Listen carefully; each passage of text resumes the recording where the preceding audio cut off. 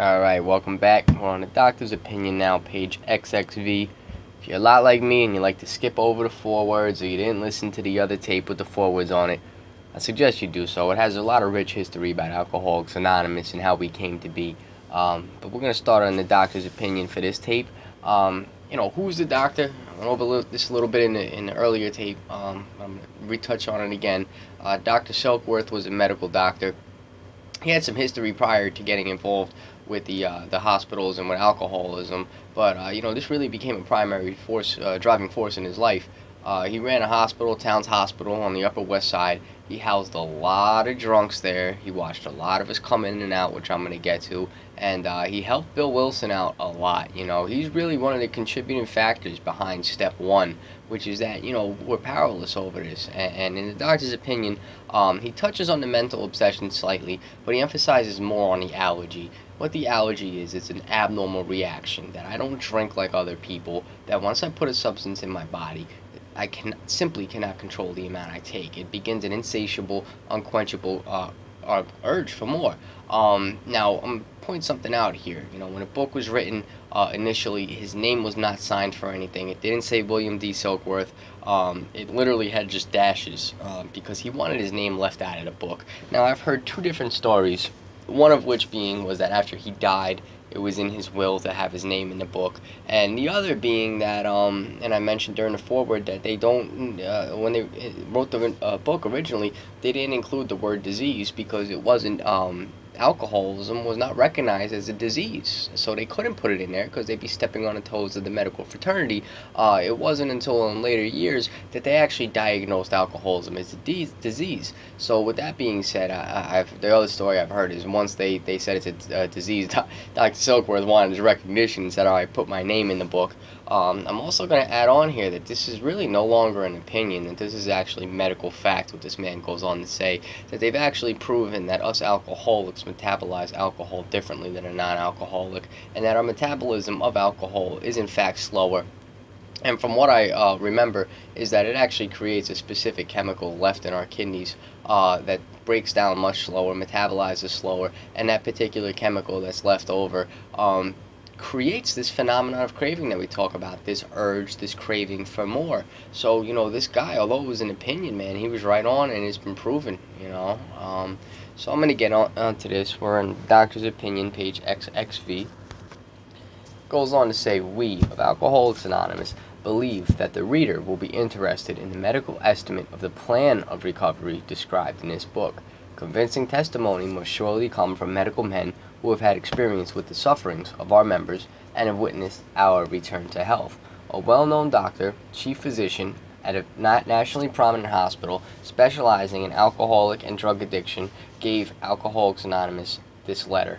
To whom it may concern, I have specialized in the treatment of alcoholism for many years. In late 1934, I attended a patient who, though he had been a competent businessman of good earning capacity, was an alcoholic of a type I had come to regard as hopeless. In the course of his third treatment, he acquired certain ideas concerning a possible means of recovery. As part of his rehabilitation, he commenced to present his conceptions to other alcoholics, impressing upon them that they must do likewise with still others. This has become the basis of a rapidly growing fellowship of these men and their families. This man and over 100 others appear to have recovered. I personally know scores of cases who were of the type with whom other methods had failed completely. These facts appear to be of extreme medical importance because of the extraordinary possibilities of rapid growth inherent in this group. They may mark a new epoch in the annals of alcoholism. These men may well have a remedy for thousands of such situations. You may rely absolutely on anything they say about themselves. Very truly yours, William D. Silkworth, M.D. So to break all that down, they talk about the reader will be interested in the plan of recovery described in this book. They're talking about the 12 steps of Alcoholics Anonymous, and like I made reference to in the tape I just made before in the history of AA, Bill Wilson ran around for a long time trying to help other alcoholics to no avail. He wasn't getting anybody sober. He was just succeeded in keeping sober himself.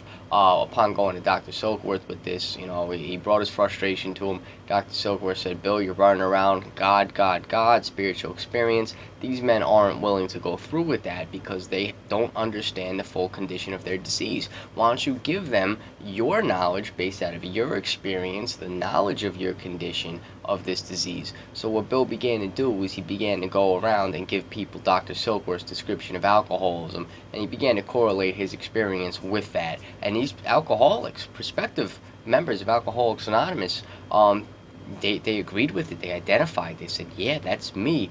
Thus they became broken. Thus they began to see their truth in step one. And with that being said, then they began to have some willingness to go through with the rest of the process.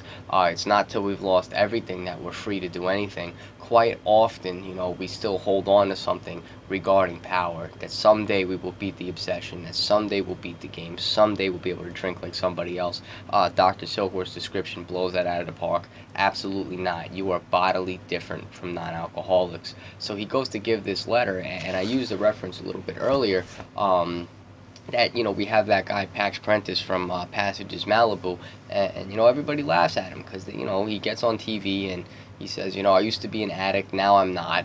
And people laugh, and then he goes away. But, I said, you can guarantee if Oprah or Dr. Phil were to get up there and say, I've seen this man before, and I see him now, and what he's doing absolutely works. I can vouch for anything that this man says. Guarantee you how quickly we will stop laughing, and people will go to that facility.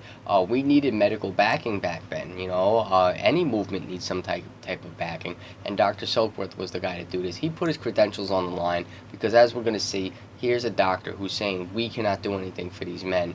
He would have been ostracized from the medical fraternity. I mean, here's a doctor saying, yeah, sorry, we can't help you, but God can. Can you only imagine if I go to a doctor and I'm diagnosed with a serious disease, like let's say cancer, for instance. I go to the doctor and the doctor says, yeah, you know what, all this medical stuff is great, but it's really not going to do anything for you. Go pray, go find God. I'm like, what? No other doctors would take this man seriously. Ultimately, that's what this guy's doing here, is he's putting his neck on the line because he sees and believes in something that works. And he breaks it down. He goes on to say that this businessman of good earning capacity, who was Bill Wilson, was completely hopeless. And the third treatment, he acquired these possible means of recovery. He's talking about the 12 steps. Upon going through them, he began to present, in other words, carry his 12th step, carry this message to other alcoholics, and that has become the basis. One alcoholic helping another alcoholic, recovery begins. So he's carrying the message, and people are recovering. And he goes on to say that he personally he personally knows scores of men who with other methods failed completely. That could be, back at the time, they did specific medications, they did hydrotherapy, a lot of over-medicating patients. They tried everything. They would fix these guys up, they'd send them out, and they'd come back more broken than before. All the methods that science and medicine had at their disposal failed, but he saw this works. And at the end of his letter, he literally says, you may rely absolutely on anything they say about themselves. Now I'm going to continue reading. The physician who, at our request, gave us this letter has been kind enough to enlarge upon his views in another statement which follows. In this statement he confirms that we who have suffered alcoholic torture must believe that the body of the alcoholic is quite as abnormal as his mind. It did not satisfy us to be told that we could not control our drinking just because we were maladjusted to life, that we were in full flight from reality, or were outright mental defectives. These things were true to some extent, in fact to a considerable extent with some of us, but we are sure that our bodies were sickened as well. In our belief, any picture of the alcoholic which leaves out this physical factor is incomplete. The doctor's theory that we have an allergy to alcohol interests us. As laymen, our opinion as to its soundness may, of course, mean little, but as ex-problem drinkers, we can say that his explanation makes good sense. It explains many things for which we cannot otherwise account. Though we work out our solution on a spiritual as well as an altruistic plane, we favor hospitalization for the alcoholic who is very jittery or befogged. More often than not, it is imperative that a man's brain be cleared before he is approached, as he has then a better chance of understanding and accepting what we have to offer. So if you're new and you're just going through this book, I strongly recommend, obviously as you read it, you highlight what stands out to you, and you emphasize on the problem, the hope, solution. But in here he makes references to, in this statement, he confirms. So they asked him for another letter, and he confirms that we who have suffered alcoholic torture must believe that the body of the alcoholic is quite as abnormal as his mind. We'll learn later that the disease centers in our mind, which is why we can never leave the drink alone. But why is it that once we put the drink or drug in our body, we're off to the races, so to speak? Well, he goes on to say that we have an allergy, that we're not just mental defectives, that we're not just weak-willed, that we're not just morally corrupt people, that we actually have a real issue, a real underlying issue here. And what he goes on to say is that we have an allergy to alcohol. What is the allergy by definition in the rooms of Alcoholics Anonymous? It's an abnormal reaction. Many people use a strawberry analogy or a shellfish analogy. If I ingest anything that I'm allergic to in my body, I'm going to have an adverse reaction. For the most part, it's not going to be a craving for more. It's going to be, hives or whatever. Your throat's going to swell up. Well, with alcohol, it manifests itself differently as a craving for more. And you have to keep in mind what alcohol really is. Alcohol it's a poisonous substance. You're ingesting something into your body that's actually hurting your body. And let's be honest, Georgie vodka don't really taste too good. But when I put a shot of Georgie vodka into my body, my reaction, my stomach begins to flip, my throat burns, there's almost a gag reflex the first shot. I say almost because I was drinking that shit for quite some time, and it's just absolutely disgusting. And to only think what that Georgie vodka, the cheapest stuff you could get at the store, is doing to my insides, one can only imagine. But what is the almost immediate reaction? I need more. I need another shot. I begin to feel a buzz. Now I need more. Now I need more. Now I need more. Towards the end of my drinking, I was literally drinking to oblivion. There were also increments of very short-lived periods of sobriety or abstinence where I would get a little time under my belt. I'd go back out, and I would end up in a hospital. And I wouldn't know how I got there. And it was a regular occurrence for me to be at Mather Hospital. And the doctors began to know me on a first-name basis. And here's the thing, the same thing with heroin. When everybody says, oh, they went back out and they thought they could do the same amount that they used to do, I don't hold that true. I had never gone back out on a relapse and said, let me do 4 bags right away. I would always do a bag or even half a bag just to get myself started, to make sure I wouldn't overdose. And to be honest with you, entirely honest, everybody I relapsed used to do the same thing. I've never once seen anybody jump right back in that wasn't trying to commit suicide, right back into the same amount they've done. Anytime I've seen this, and in my own personal experience, is I would start with a very small amount of whatever I was going to build my tolerance back up, because drug addicts aren't stupid. We know how to get high, and we also know how to relapse very well. But once I put that substance into my body, I am against my power, which is very important to note this. I am against my power using the same amount that I once did, because once I've ingested that substance in my body, all power is in fact gone, and now I'm right back to using the same amount I did. I didn't think I was going to do that when I put the initial substance in my body, but I've set off this allergy, this abnormal reaction that sets me apart from other people. And I hope that makes sense to a lot of you out there, because it goes on to say right there very beautifully, it explains many things for which we cannot otherwise account. And then they go on to say that we definitely need detox before we go on and accept what the program offers. Then it goes on in his second letter that he's enlarging on. It goes on to say, the subject presented in this book seems to me to be of paramount importance to those afflicted with alcoholic addiction. I say this after many years' experience as medical director of one of the oldest hospitals in the country treating alcoholic and drug addiction. There was, therefore, a sense of real satisfaction when I was asked to contribute a few words on a subject which is covered in such masterly detail in these pages. We doctors have realized for a long time that some form of moral psychology was of urgent importance to alcoholics, but its application presented difficulties beyond our conception. What with our ultra-modern standards, our scientific approach to everything, we are perhaps not well equipped to apply the powers of good that lie outside our synthetic knowledge. Many years ago, one of the leading contributors to this book came under our care in this hospital, and while here he acquired some ideas which he put into practical application at once. Later he requested the privilege of being allowed to tell his story to other patients here, and with some misgiving we consented. The cases we have followed through have been most interesting. In fact, many of them are amazing. The unselfishness of these men, as we have come to know them, the entire absence of profit motive, and their community spirit is indeed inspiring to one who has labored long and wearily in this alcoholic field. They believe in themselves, and still more in the power which pulls chronic alcoholics back from the gates of death. Of course, an alcoholic ought to be freed from his physical craving for liquor, and this often requires a definite hospital procedure before psychological measures can be of maximum benefit. So I'm going to stop right there and go back to the page. Let me just start something right here, and this is where people draw a lot of the line, and it is what it is. I don't really care. It's right in the book. The subject presented in this book seems to me to be of paramount importance to those afflicted with alcoholic addiction. What Webster's dictionary actually says for addiction, it says the overwhelming compulsion or addiction to a substance. If you look up alcoholism, it literally says an addiction to the substance alcohol or the mental illness and compulsion to drink alcohol. If you have an argument with that, please contact Webster's dictionary and take it to them. Dr. Silkworth here notes alcoholic addiction. We're all addicted to something. In this case, we're addicted to alcohol. We call that alcoholism. Therefore, we're alcoholics. At the end of the day, it's an addiction.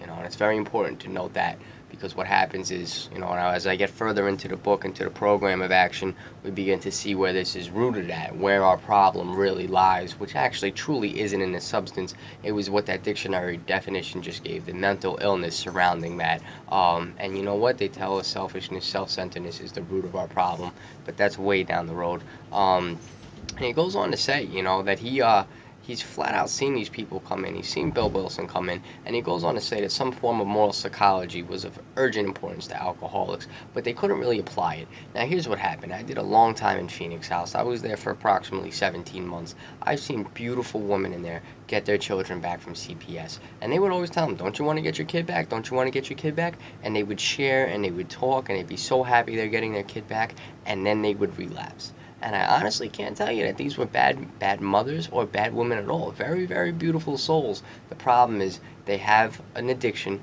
stronger than love.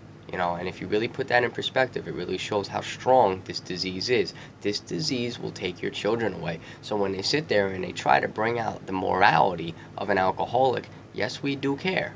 It does have an effect on us, but its application presents certain difficulties, and that's because we're fighting a disease that is stronger than that. It literally is a mental illness. So then when it comes down to, they actually say we are perhaps not well equipped to apply the powers of good that lie outside our synthetic knowledge. And then they go on too to say that they believe in themselves and still more in the power which pulls chronic alcoholics back from the gates of death. So they're actually mentioning a power outside of medical science in those two things, and they reference it in the following page as well. But they're going on to say that, this is how Bill got sober. He came in, he went through the steps, he began to carry the message to other alcoholics in the hospital, and right there it says while he was here. And then it goes on to say that, he's backing the fellowship, the entire absence of the profit motive and the unselfishness of these men, the full giving of themselves to their fellow brothers who are sick, truly is inspiring to him. And he goes on to say more about the allergy. It says, we believe, and so suggested a few years ago, that the action of alcohol on these chronic alcoholics is a manifestation of an allergy, that the phenomenon of craving is limited to this class and never occurs in the average temperate drinker. These allergic types can never safely use alcohol in any form at all. And once having formed the habit and found they cannot break it, once having lost their self-confidence, their reliance upon things human, their problems pile up on them and become astonishingly difficult to solve. Fraught the emotional appeal seldom suffices. The message which can interest and hold these alcoholic people must have depth and weight. In nearly all cases, their ideals must be grounded in the power greater than themselves if they are to recreate their lives. So I've heard people say before, you don't see God until the second step. Again, the steps on the shade are short form. If you want to read the steps in long form, read the first 43 pages of the book Alcoholics Anonymous. tack on a few extra pages for the doctor's opinion. They just mentioned God right there, and we haven't even hit page 1 in the book. Our ideals must be grounded in power greater than ourselves if we're going to overcome this disease, that has, the mental obsession and the physical allergy. And I think, if you're, a real alcoholic or a real drug addict, you can definitely identify with this, that we can never safely use anything in any form at all. And once having formed the habit, we found we cannot break it. And shortly after that, not only do we lose our self-confidence, but we lose our reliance on all things human. And I can't tell you how many people I've seen come in and they're banking on their kids, or they're banking on their wife or their girlfriend or their husband. And I can't tell you how many times I've seen that time and day, that a place come where they come in and they're like, yeah, they left me, or CPS took my kids, I can't stay sober, my life is in shambles. And you know what? Like, really, they can't solve their own problems with that. When they talk about fraud, the emotional appeal seldom suffices. It's very important with that, because this is the crying mothers. This is very much like that show Intervention, where they sit everybody, all the family members around the addict or the alcoholic, and they read them these really, like, to be honest, like, heartfelt letters, and they're pleading with them, if you love us, you stop. My mother used to open the door because I was homeless, and I used to go there when it was really cold at night. I'd either ask her for money or food, or let me stay there for the night, and she would honestly open the door with tears coming down her face. Justin, not only are you killing yourself, but you're killing me. Do you want me to die earlier than I already have to, or earlier than I should? And to be honest, like, I felt bad, like, I really did. It wasn't like I was a stone cold monster, but I really felt bad. But the problem was, it seldom sufficed. Like, I felt bad for that second, and it was fleeting, because I was full force in the allergy, full force in the mental obsession, and nothing was going to come between me and a drink or a drug. And it's as very simple as that. And it's seldom, it's frothy emotional appeal. It is appealing to us. My mother appealed to me, and it made it to me. I got her appeal. But alcoholism rejected her appeal. Alcoholism appealed her appeal.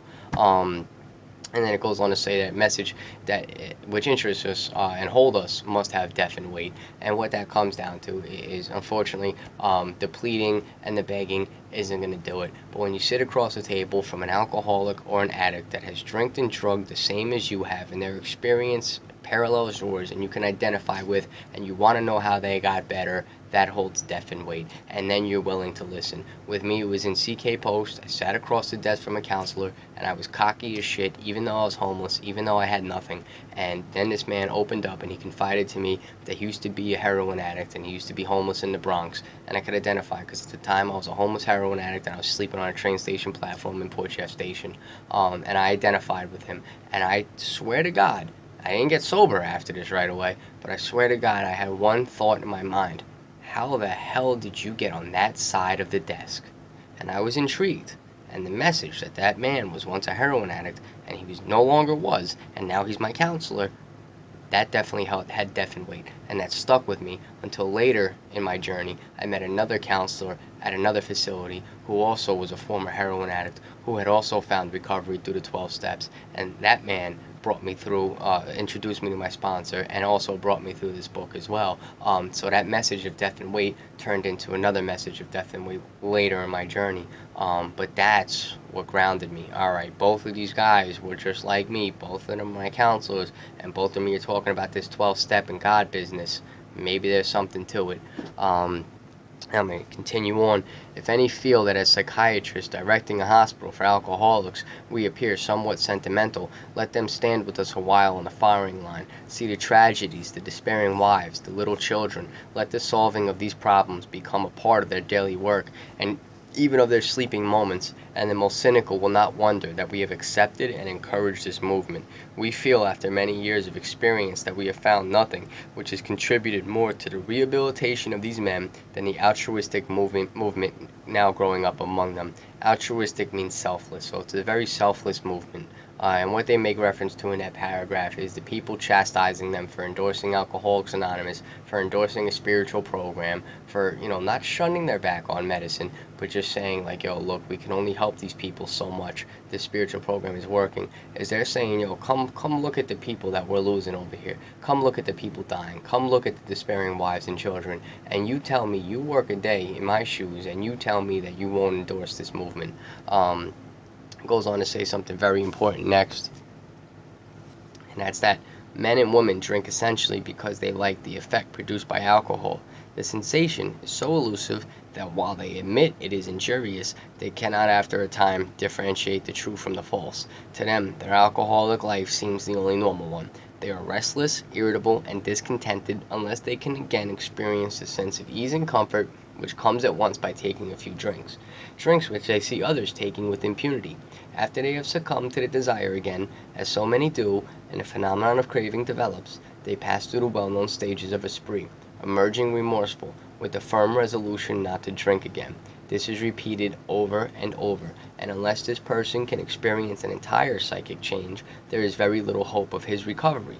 On the other hand, and strange as this may seem to those who do not understand, once the psychic change has occurred, the very same person who seemed doomed, who had so many problems he despaired of ever solving them, suddenly finds himself easily able to control his desire for alcohol, the only effort necessary being that required to follow a few simple rules. So now I'm going to break that down. Why do we drink? Is it because of childhood trauma, or mommy and daddy got divorced when I was a kid, or I got my ass kicked? No, not at all. I mean, yeah, I'm sure the effect produced might be a pain-numbing one, but the fact of the matter is I like the effect produced by alcohol. I like the effect produced by cocaine. I can drink longer when I do coke. I like the effect produced by opiates. I'm talkative. I can definitely, I'm much a nicer person. I can work better. I can do other certain things better that I'm not going to get into on a tape that's going to be on YouTube. But, you guys out there know what I'm talking about. And that's why, is because I like the effect produced by these substances. Alcohol made me feel like God. When I put my first substance in my body, I was young. I was like 12, 13 years old. I was growing up in Manhattan. I was already hanging out with a rough crowd. I was scrawny, I was short, I was skinny. I could run with these guys. I could run with the big dogs. I was God. I was a tough guy when I put that substance in my body. I liked the effect produced. Then they go on to say that while that sensation, and also the sensation being the feeling, of the obsession being craved. Nothing calms an obsessive mind other than the 12 steps like a drink. And that's the honest truth. My mind is going crazy. I'm batshit crazy now. I'm restless, irritable, discontent. My mind won't shut up about a million different things, fears and everything else. And you know what happens? I put a drink in my body and it's like, that's the sensation. And that sensation is so elusive that while it's injurious, we cannot after a time differentiate the true from the false. I have a delusional mind. The mind of an alcoholic is one of delusion. I will pick up on a lie. I will continue to drink and drug on a lie. It's as simple as that. I cannot differentiate the true from the false. I'm living in an abandoned house. There's no running water. The toilet has been used 20 times over. It's absolutely disgusting. There's used needles all over the floor that I need to kick out of the way to go to sleep. But you know what? When I lay my head down, I'm high, and I think to myself, everything is okay. I wake up in the morning, I'm sick, everything is not okay. If I go get high rather than go get help, I'll be okay. I won't go to a crisis center. I'm going to go to the dealer, get a few bags, I'll be alright. I cannot differentiate the true from the false. And that's what happens, and we can't say to ourselves in our mind, with the obsessive mind, especially when the allergy is set off, that this is absolutely insanity that I'm living in. I must stop. If I put this substance in my body, I'm going to run off. And again, that thought rarely occurs. I put the substance in my body because I pick up on a lie. And it goes on to say, our alcoholic life is a normal one. I just described that to an absolute T from my own personal experience.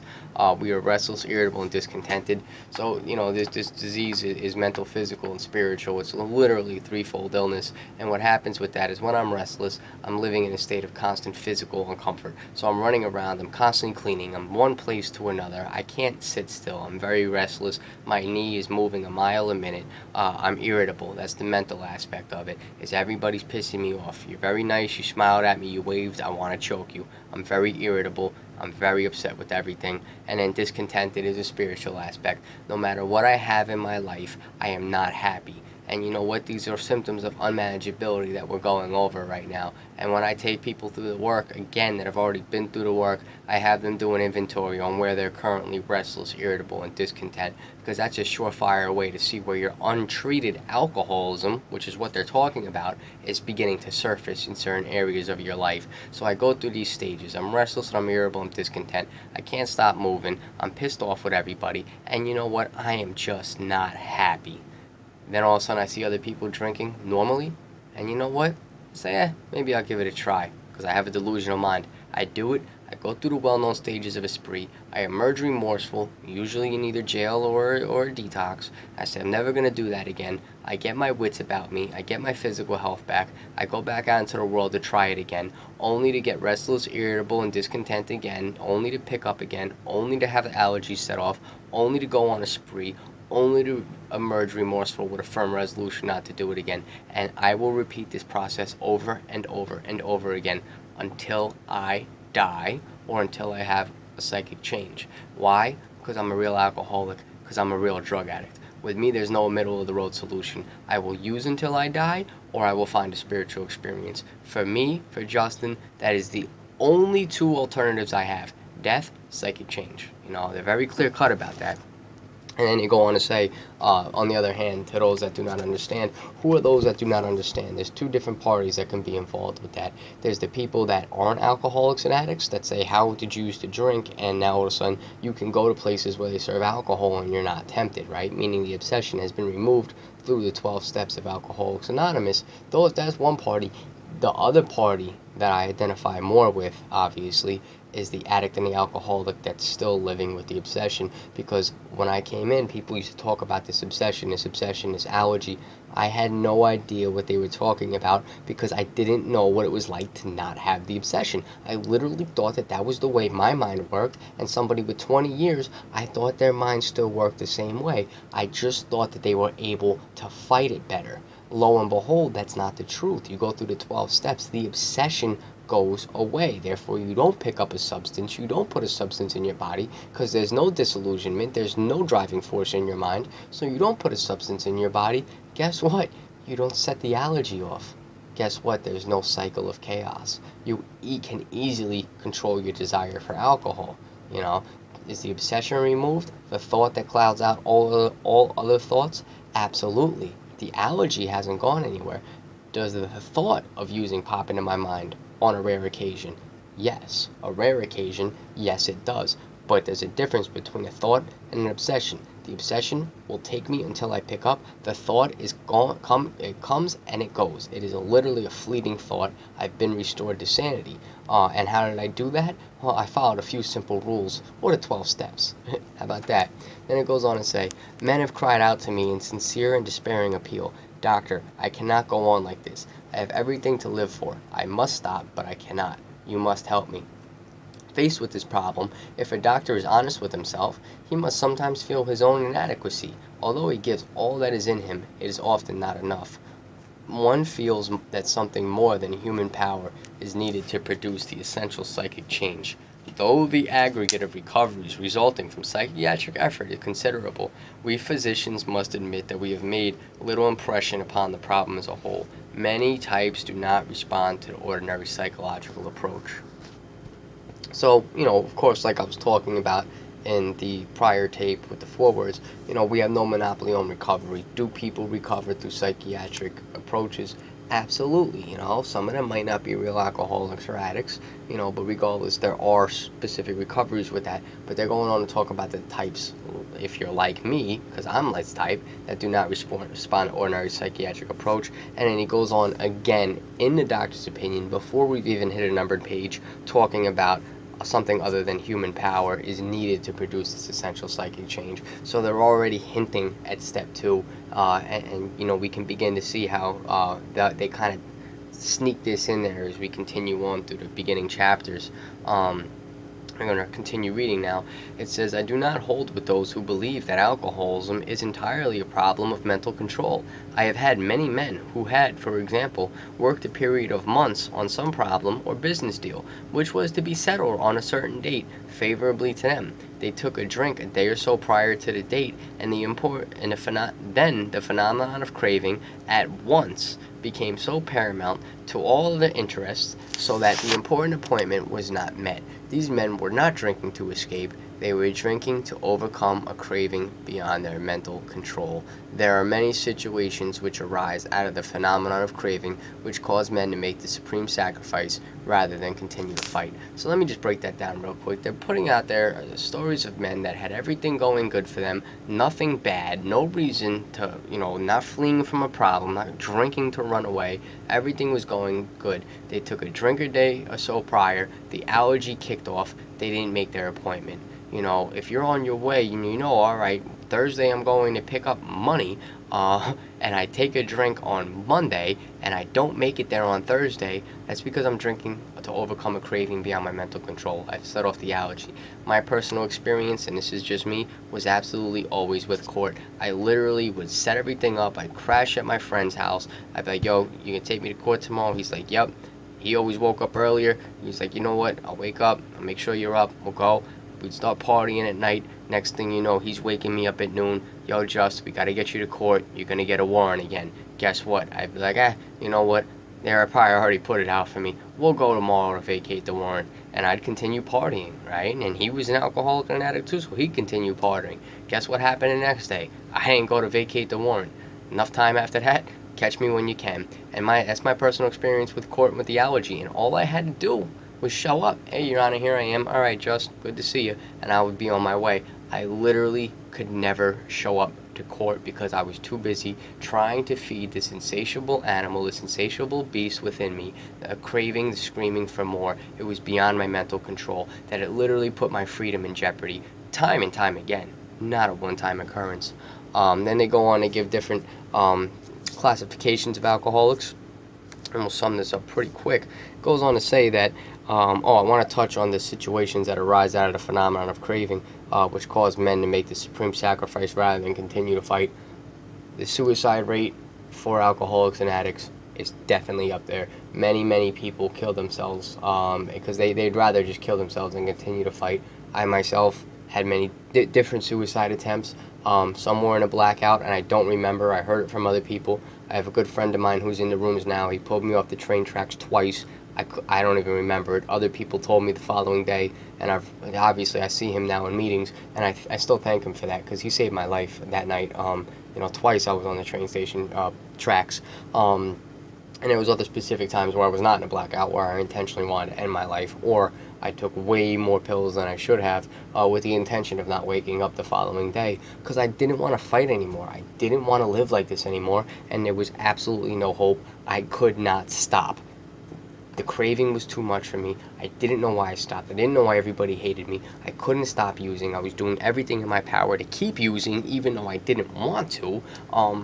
It was crazy, and I wanted to kill myself, and that's what they're making reference to right there. Then it goes on to say, the classification of alcoholics seems most difficult, and in much detail is outside the scope of this book. There are, of course, the psychopaths who are emotionally unstable. We are all familiar with this type. They are always going on the wagon for keeps. They are over-remorseful and make many resolutions, but never a decision. There is the type of man who is unwilling to admit that he cannot take a drink. He plans various ways of drinking. He changes his brand or his environment. There is the type who always believes that after being entirely free from alcohol for a period of time, he can take a drink without danger. There is the manic depressive type, who is perhaps the least understood by his friends, and about whom a whole chapter could be written. Then there are types entirely normal in every respect, except in the effect alcohol has upon them. They are often able, intelligent, friendly people. All these and many others have one symptom in common. They cannot start drinking without developing the phenomenon of craving. The phenomenon, as we have suggested, may be the manifestation of an allergy, which differentiates these people and sets them apart as a distinct entity. It has never been, by any treatment with which we are familiar, with which we are familiar permanently eradicated, the only relief we have to suggest is entire abstinence. Making it very clear right there, entire abstinence. And what happens is they give us these classifications of alcoholics. People are like, that's me, that's me, that's me. There's plenty more classifications, believe me. What they're talking about is it doesn't matter what classification you are, that you have all these have one thing in common, that we cannot take a drink without the phenomenon of craving as a result of the allergy, the manifestation of the allergy, becoming paramount in our lives. It's as simple as that. You could come from a great life, great home, way out east in the Hamptons and have, very many cars, many houses, a yacht, or you could be like me that was running the streets, a little hooligan, and you know what? Me and that person, we have one thing in common, that we cannot start drinking safely without triggering this allergy, without triggering the phenomenon of the craving, and without going on a roaring bender. And that's what sets us apart as a distinct entity from, let's say, the hard drinker, which we're going to get into more about alcoholism, or the moderate drinker. We are in our own right fucked. Be honest with you. And I apologize for cursing. Like I said, I'm not going to try not to do that. This immediately precipitates us into a seething cauldron of debate. Much has been written pro and con, but among physicians the general opinion seems to be that most chronic alcoholics are doomed. What is the solution? Perhaps I can best answer this by relating one of my experiences. About 1 year prior to this experience, a man was brought in to be treated for chronic alcoholism. He had but partially recovered from a gastric hemorrhage and seemed to be a case of pathological mental deterioration. He had lost everything worthwhile in life and was living, one might only say, to drink. He frankly admitted and believed that for him there was no hope. Following the elimination of alcohol, there was found to be no permanent brain injury. He accepted the plan, 12 steps, outlined in this book. 1 year later he called to see me, and I experienced a very strange sensation. I knew the man by name, and partly recognized his features, but there all resemblance ended. From a trembling, despairing, nervous wreck had emerged a man brimming over with self-reliance and contentment. I talked with him for some time, but was not able to bring myself to feel that I had known him before. To me he was a stranger, and so he left me. A long time has passed with no return to alcohol. With no return to alcohol. When I need a mental uplift, I often think of another case brought in by a physician prominent in New York. The patient had made his own diagnosis, and deciding his situation hopeless, had hidden in a deserted barn, determined to die. He was rescued by a searching party, and in desperate condition brought to me. Following his physical rehabilitation, he had a talk with me in which he frankly stated he thought the treatment a waste of effort, unless I could assure him, which no one ever had, that in the future he would have the willpower to resist the impulse to drink. His alcoholic problem was so complex and his depression so great that we felt his only hope would be through what we then called moral psychology, and we doubted if even that would have any effect. However, he did become sold on the ideas contained in this book. He has not had a drink for a great many years. I see him now and then, and he is as fine a specimen of manhood as one could wish to meet. I earnestly advise every alcoholic to read this book through, and though perhaps he came to scoff, he may remain to pray. William D. Silkworth. So what they're saying right there is, although, with me, I came in to scoff, I made fun of AA, yeah, that stuff doesn't work. With enough pain, I came in, I accepted the idea behind the 12 steps, I went through with the plan of action, and I remain to pray to this day. And he's talking about the change that comes over these people. I've gone into Pax Christi's, which is the local homeless shelter. They didn't recognize me at first. One of them was like, "Justin, is that you?" And I still see these people, and they're very proud, and they always talk to me. And now I go in there to help other people when I can, and I see them at specific meetings, some of the staff members there, and they're like, "Wow, you look a lot better." I made amends to my arresting narcotics detective. I ran into him at a gas station. He didn't recognize me. This guy was on me for a long time. He arrested me. He knew everybody I ran with. When I saw him, he knew who I was, but I had to explain it again, and he's like, oh my God, you know, like I thought you were dead. Old managers and bosses that I've gone to make amends, they see me and they're like, I don't even recognize you. And more so, many old friends. I just had a friend just about 3 or 4 days ago. He just came home from 8 years in prison, and I had the privilege of going to pick him up and taking him to go get something to eat just to talk to him. And he was like, yo, you even look completely different, you know? And this whole program has not only revolutionized it's just revolutionized. Yes, physically I'm still me, but on the way I talk, the way I definitely the way that I act and the way that I carry myself is entirely different. Literally, when I tell you, specific defective natures have been cast to one side and they're now replaced with virtues, or what we tend to call in the program principles, you know. And I act differently, I sound differently, and I carry myself differently. I was very timid when I wasn't high or drunk, and when I was high and drunk I was extremely violent and rowdy. Without any of those things, the drink or the drug, I was very timid, I was a very broken individual, and I was scared. Now I walk with my head high.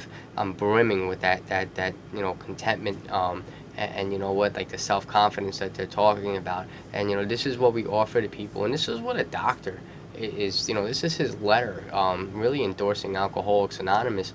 This is what he's seen. Like, this guy was broken, now he has self-reliance and contentment. I've seen this happen time and time and time again. This guy was in a deserted barn determined to die. He accepted the program, and now he's alive and well. And this is what a doctor is saying he's seen. So it's a lot, you know, different when we go into the meetings and we talk about the miracles we see, compared to a medical professional who's not an alcoholic or an addict, who actually treats alcoholics and addicts, saying, I see this thing work.